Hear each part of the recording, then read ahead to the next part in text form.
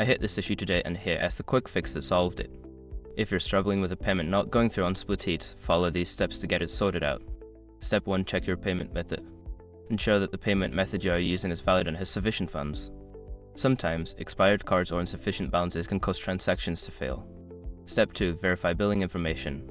Double check that the billing address and other details entered match those associated with your payment method. Mismatched information can lead to payment rejections. Step 3. Clear browser cache. If you're using a web browser, clearing your cache can resolve issues caused by outdated data. Go to your browser settings and clear the cache and cookies.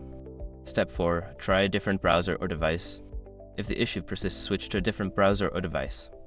Sometimes, compatibility issues can prevent successful transactions. Step 5. Contact customer support.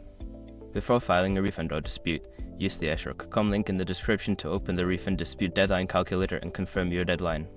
I hope these steps help you get your payment through smoothly. If you have any questions or need further assistance, feel free to ask.